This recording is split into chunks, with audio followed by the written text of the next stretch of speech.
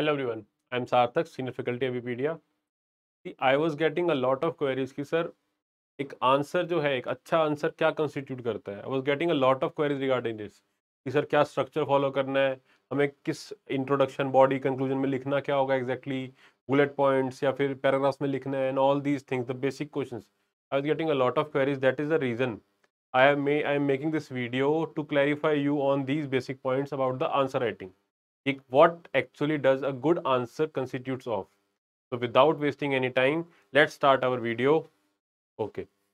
See, ESI and ARA descriptive. Answer writing को समझने के लिए मैंने लास्ट ईयर का एक जो एग्जाम के अंदर 2022 के अंदर मेंस के अंदर एक क्वेश्चन आया था, we will be dealing with that. उसको देखते हुए समझते हुए करेंगे कि कैसे एक अच्छा आंसर कैसे लिखना होता है, क्या करना होता है, क्या नहीं. बट इसको देखने से पहले मैं आपको अभी भी एक बार फिर से रिमाइंड करवा दूं कि अगर आप अभी भी फेज 1 वाले मोड में ही है तो प्लीज मूव ऑन कीजिए, फेज 2 वाले मोड में आ जाइए. Now it's time to gear up. अब फेज 1 ओवर हो चुका है, अब फेज 2 की प्रिपरेशन स्टार्ट कर दो फुल फ्लेज मोड में एकदम.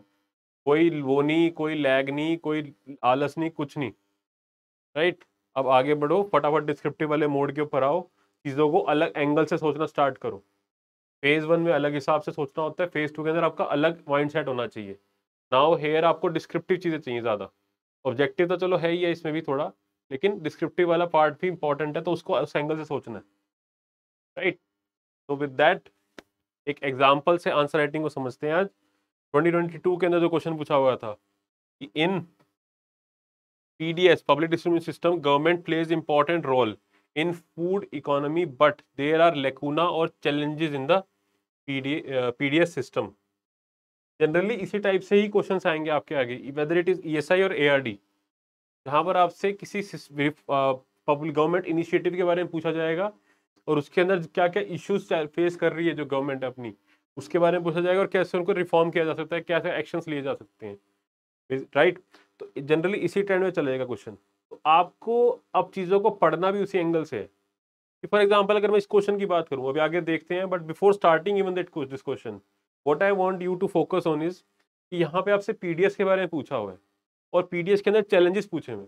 तो जब भी आप पढ़ो थोड़ा PDS सिस्टम के बारे में जो पढ़ो, कि आपको दिखना चाहिए कि PDS सिस्टम होता क्या है, उसके अंदर क्या क्या इश्यूज फेस करे जा रहे हैं और कौन कौन से गवर्नमेंट इनिशिएटिव्स लिए जा रहे हैं. इस एंगल से पढ़ना है. लाइक MSP की अगर बात करूं, for example minimum support price की, तो पहले आपको देखना था कि MSP कैसे अरेंज किया जाता है, कैसे कैलकुलेट किया जाता है फेज 1 में. वो ऑल्दो वही वाली इन्फॉर्मेशन अब भी कैरी फॉरवर्ड होएगी, बट यहाँ पर आपका फोकस होना चाहिए MSP के अंदर क्या क्या इश्यूज फेस हो रहे हैं, कि क्यों गवर्नमेंट कुछ पर्टिकुलर क्रॉप्स के ऊपर MSP अनाउंस कर रही है और कुछ पे नहीं कर रही, उसके रीजंस क्या है, क्या क्या इनिशिएटिव लिए जा रहे हैं गवर्नमेंट के थ्रू उन चीज़ों को कवर करने के लिए, कौन कौन सी गवर्नमेंट स्कीम्स उससे रिलेटेड है. ऑलराइट. उस एंगल से सोचना है अब आपको, क्योंकि अब आपको आंसर्स लिखने हैं. ठीक. तो अब इस क्वेश्चन के ऊपर आते हैं एक बार, पब्लिक डिस्ट्रीब्यूशन सिस्टम. तो अब कोई भी क्वेश्चन हो ना आपके सामने, तो आपको सिंपल ही रखना चीज़ों को, ज़्यादा कॉम्प्लिकेट मत करना. राइट. जनरली आपको इसी फॉर्मेट में ही चलना है. Introduction, then body, and lastly conclusion. मेरे से एक बच्चे ने ये भी क्वेश्चन पूछा था कि सर इंट्रोडक्शन के आगे हेडिंग डालनी इंट्रोडक्शन. तो आंसर है नो, आपको ऐसी कोई हेडिंग नहीं डालनी इंट्रोडक्शन, ना बॉडी का कोई हेडिंग डालनी, ना कंक्लूजन के आगे भी हेडिंग डालनी, कंक्लूजन ये है हमारा, नहीं ऐसे नहीं. सीधा सीधा आप जो पैराग्राफ लिख रहे होगे वो इंक्लिनेशन कर रहा होगा कि इंट्रोडक्शन ही है. बॉडी वाला पार्ट इंक्लाइन होगा कि बॉडी है, ये मेन कंटेंट है. बॉडी के अंदर आप क्या लिखोगे, मेन कंटेंट यहीं पर आएगा. जो आपका क्वेश्चन पूछा होगा आपसे जो क्वेश्चन पूछा होगा उससे रेलिवेंट जो पॉइंट्स आप प्रूव करोगे वो यहाँ पर आएगा बॉडी के अंदर. कंक्लूजन के अंदर क्या होगा, कंक्लूजन बेसिकली एक balanced kind of balanced way forward है. क्वेश्चन में कुछ भी पूछा हो, आपको एक्सट्रीम वर्ड्स नहीं यूज करने कंक्लूजन के अंदर. एक बैलेंस्ड आंसर रहना चाहिए कि हाँ इश्यूज हैं, लाइक PDS सिस्टम में इश्यूज हैं, बट बहुत अच्छा ट्रैक रिकॉर्ड भी रहा है PDS का, और अगर इन चीज़ों पे काम किया गया तो ये काफ़ी अच्छा रिजल्ट देगा आपको आगे. PDS और रिफॉर्म अगर बहुत अच्छे से अपनी जिस पर्पज इसका PDS का वो फुलफिल हो सकता है. एक बैलेंस्ड वे फॉरवर्ड देना है हमेशा आपको. राइट. पॉजिटिव नोट पे एंड करना है, गवर्नमेंट को ज़्यादा क्रिटिसाइज नहीं करना. गवर्नमेंट को क्योंकि प्रॉब्लम हर जगह होती है, तो इसका मतलब ये नहीं कि आप सिर्फ नेगेटिव पॉइंट्स के ऊपर ही फोकस करते चलो, पॉजिटिव चीज़ों को साथ लेते हुए चलना है। तो ये एक बैलेंस्ड आंसर है, इसी अप्रोच से पढ़ना है आपको। ये कुछ छोटी छोटी चीज़ें थी, इंट्रोडक्शन, बॉडी, कंक्लूजन। अब अगर मैं इंट्रोडक्शन की बात करूं, इंट्रोडक्शन ज़्यादा बड़ा नहीं होना चाहिए। It should not be like कि आप इंट्रोडक्शन के ऊपर ही 2 पैराग्राफ लिख रहे हो, because you need to remember कि आपकी वर्ड लिमिट भी कितनी है, 600। ये आपकी वर्ड लिमिट है। मैंने एक वीडियो इस पे बनाया हुआ है, वर्ड लिमिट और टाइपिंग स्पीड पे, उसको भी चेकआउट कर सकते हैं आप। यहाँ पे मैंने बताया कि सिर्फ 600 वर्ड ही है, 600 वर्ड के अंदर ही आपको सारा कुछ करना है। तो उस चीज़ को भी दिमाग में रखना है कि ज़्यादा ज़्यादा कंटेंट आपका जो ज़्यादा वर्ड्स है आपको, इसकी ज़रूरत आपको पड़ेगी यहाँ पर बॉडी वाले पार्ट में। ये 600 वर्ड में मैक्सिमम वर्ड आपके यहाँ जाने चाहिए, ना कि इनमें इंट्रो और कंक्लूजन के अंदर। यहाँ पे मिनिमम वर्ड होने चाहिए, इंट्रो में भी और कंक्लूजन के अंदर भी। आई होप इतनी चीज़ें समझ में आ रही होंगी, मोटा मोटा आपके दिमाग में जरूर क्लियर हो गया होगा कि intro, body, conclusion, maximum weightage body को देनी है। इंट्रोडक्शन और कंक्लूजन एक मिनिमलिस्टिक चीज़ों को रखने चलना है। इंट्रोडक्शन मैक्सिमम 1 और 2 लाइन्स। और एक चीज़ का और ध्यान रखना है कि हो सके, अगर अगर हो सके आपसे, if you are able to recall, तो इंट्रोडक्शन के अंदर ही आपको डाटा सेट्स इंक्लूड कर दो। इंट्रोडक्शन के अंदर ही डाटा सेट्स इंक्लूड कर दो। डाटा सेट से अगर आप इंट्रो स्टार्ट करोगे तो बहुत एक अच्छा इंप्रेशन पड़ता है।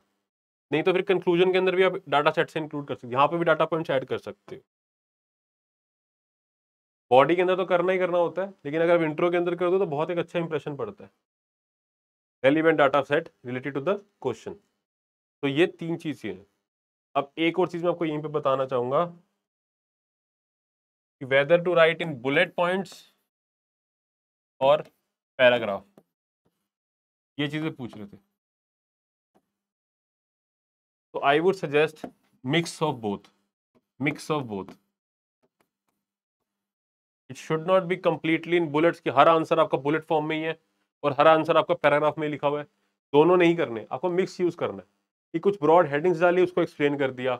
ऐसे भी कर सकते हैं कि एक क्वेश्चन में आपने सिर्फ बुलेट पॉइंट्स यूज करे, अगले क्वेश्चन में पैराग्राफ फॉर्म में लिख दो, ये भी चल जाएगा। लेकिन अगर आप मिक्स यूज करो कि बुलेट ब्रॉड हेडिंग से उसको एक्सप्लेन करते हुए जा रहे हो, वो सबसे बेस्ट वे होता है। ना कोई कंफ्यूजन वाली चीज ही नहीं है उसमें कि बुलेट्स में लिखना है कि पैराग्राफ में लिखना है, राइट। तो इस चीज के लिए आई होप आपको आंसर मिल गया होगा कि बुलेट में लिखना है या पैराग्राफ में लिखना है। ओके, अब आते हैं अपने इस पे क्वेश्चन के ऊपर। अब एक एग्जांपल से समझते चीजों को, थोड़ी क्लैरिटी आएगी। अब इस क्वेश्चन में आपसे पूछा हुआ पीडीएस सिस्टम और गवर्नमेंट क्या इंपॉर्टेंट रोल प्ले करती है इन द फूड इकोनॉमी, मतलब पीडीएस के थ्रू गवर्नमेंट ने क्या रोल्स प्ले किया है और क्या लेकुना है, क्या चैलेंजेस फेस कर रहा है हमारा पीडीएस सिस्टम, क्या क्या इश्यूज है इस सिस्टम के अंदर। ओके, तो ऑब्वियसली सबसे पहला जो इंट्रो बनेगा उसमें पीडीएस सिस्टम के बारे में बताओगे कि व्हाट इज पीडीएस सिस्टम। ठीक, सबसे पहले लिखेंगे हम इंट्रोडक्शन। इंट्रोडक्शन के अंदर ही कुछ पॉइंट्स हैं, आप इसको भी शॉर्टन कर सकते हो, डोंट वरी। यहाँ पे आपको मैं फीडर पॉइंट्स बता रहा हूँ कि कैसे कैसे पॉइंट्स इंट्रोड्यूस करने थे। एक एक पर्टिकुलर आंसर कभी भी नहीं बनता, सिर्फ कुछ फीडर पॉइंट्स होते हैं जो जरूर होने चाहिए। ऐसा नहीं है कि एक ही पर्टिकुलर आंसर बिल्कुल वहीं का वहीं लिखना है आपको तभी नंबर मिलेंगे, नहीं। इस कई सारी वेरिएशंस डेफिनेटली हो सकती है आंसर्स की, बट कुछ इंपॉर्टेंट पॉइंट्स हैं आपको वो जरूर आंसर के अंदर इंक्लूड करने होते हैं जो कि वो दे आर लुकिंग फॉर। कि लाइक आप इंट्रोडक्शन के अंदर पीडीएस सिस्टम के बारे में डिस्क्राइब कर रहे हो कि नहीं कर रहे कि what is the PDS system, कि आप डेफिनेशन किसी वे में दे सकते हो। PDS system evolved as a system for the distribution of food grains at affordable prices and the management of emergencies, right? Over the years the pdf has become synonymous with the term food security, and it is also important part of the government policy for the management of food economy in the country. I know कि exam के अंदर ऐसी language में भी possible ना हो, आप इसे सिंपल वे में भी लिख सकते हो, but your idea should be absolutely clear. वो चीज जरूर करनी है आपको, उसमें कंफ्यूजन नहीं होनी चाहिए और बिल्कुल बेसिक भी नहीं यूज करना, थोड़ा सा तो इनोवेटिव होना चाहिए, राइट। बट हाँ, एकदम क्लियर प्रोसेस, थॉट प्रोसेस दिखना चाहिए आपका इंट्रो में, उसमें कोई कंफ्यूजन नहीं होनी चाहिए कि आप दो तरफा हो रखे हो, ज्यादा भी लिखना चाहते हो कम भी लिखना चाहते हो लेकिन समझ नहीं आ रहा क्या करना।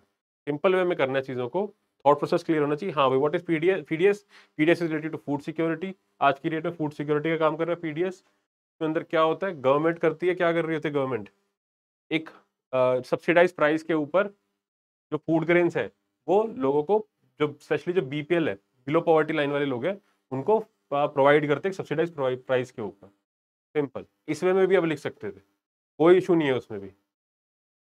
नेक्स्ट, अब बात आती है, इंट्रो हो गया, अब आ जाएगी बॉडी की। सी, अब यहाँ पर देखो मैंने यहाँ पर बुलेट पॉइंट्स लिखे हुए हैं, लेकिन आपको ये क्यों, ये सिर्फ फीडर पॉइंट्स है, अब इनको एक्सप्लेन भी करना आगे एक एक लाइन में कि इश्यूज क्या एसोसिएट। डायरेक्टली सीधा क्वेश्चन पे जंप करो, डायरेक्टली घूमने की जरूरत है ही नहीं।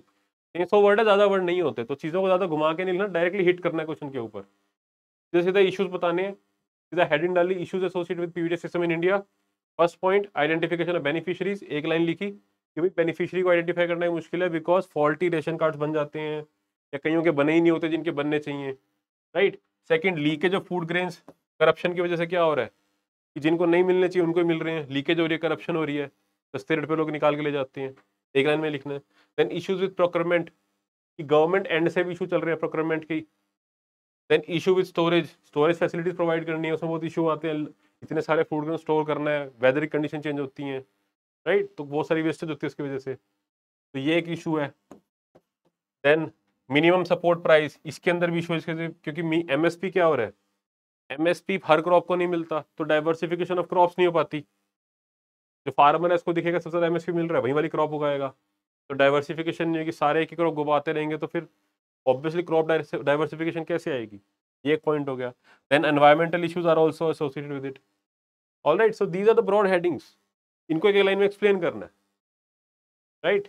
उसके बाद then comes the reforms part. Body के अंदर आपसे रिफॉर्म से पूछा ना, मेन जो इश्यूज है उनको तो एड्रेस करना ही है ना, उनको मिस नहीं करना।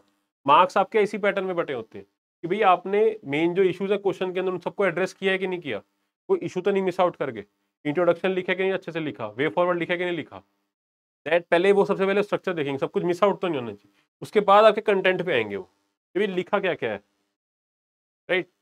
तो उन चीजों को जरूर करना है, आपको कुछ भी मिस आउट नहीं करना, सबसे पहला टारगेट आपका होना चाहिए क्वेश्चन सारे अटेम्प्ट करने और कुछ मिस आउट नहीं होना चाहिए, that should be your first motto, first target. Okay, now reforms, Aadhaar link digitize होना चाहिए, right, direct benefit transfer, computerize fair price reforms shops, GPS technology का use, SMS based monitoring, use of web based citizen portal. एक एक line में shorten, बिल्कुल छोटे छोटे वे में एक्सप्लेन करना है इनको, ज्यादा लाइन 3 लंबा नहीं खींचना। Alright, then comes the conclusion.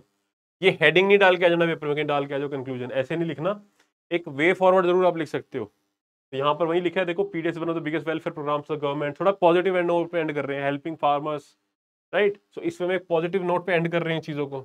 यहाँ पर आपको डाटा पॉइंट्स भी ऐड कर सकते थे। अब डाटा पॉइंट्स कहाँ से लोगे, लेजिटिमेट सोर्सेज से लेना है, स्पेशली गवर्नमेंट सोर्सेज से, लाइक पीआईबी से उठा सकते हो आप, इकोनॉमिक सर्वे से उठा सकते हो आप, या कोई रिसेंट कोई रिपोर्ट्स आई हो ऑर्गेनाइजेशंस की, वहां से उठा सकते हो आप, राइट। ऑथेंटिक सोर्सेज के डाटा पॉइंट्स यूज करने हैं, which is the best way, ठीक है। So this is the way you need to answer this questions, okay. As I earlier told you, in सब की प्रैक्टिस के लिए we have launched a test series for specially design for phase 2 where the test will be conducted through keyboard mode only, in the जैसे real time scenario में होता है, बिल्कुल उसी पैटर्न के ऊपर आपका टेस्ट लिया जाएगा। इसके अंदर भी बहुत ही अच्छी टेस्ट सीरीज डिजाइन है आपके लिए, specially for NABARD grade A phase 2, अभी बिल्कुल रियल टाइम एनवायरनमेंट के according. So go enroll it in as soon as possible, जितना जल्दी हो सके इस टेस्ट सीरीज के अंदर एनरोल करें, राइट, और प्रैक्टिस करें और अपनी प्रॉब्लम्स को आइडेंटिफाई करें, रेक्टिफाई करें, and make sure that you are able to clear this exam then and become an officer under an institution which is prime institution like NABARD. Okay, so with this note, और हाँ, अगर आपको कोई भी doubt है, इससे कुछ भी जानना है, तो नीचे हमारे सपोर्ट का कॉन्टैक्ट नंबर आपके लिए लिस्ट डाउन करा दिया मैंने डिस्क्रिप्शन बॉक्स के अंदर। You can call them, you can ask them if you have any query, they will help you out, right. So with this note, I wish you all best of luck, and I sincerely hope that all the students who have been connected with Avipedia are able to clear their exam of NABARD grade A. So best of luck again, and we will meet in the next video. Till then, take care. Bye bye.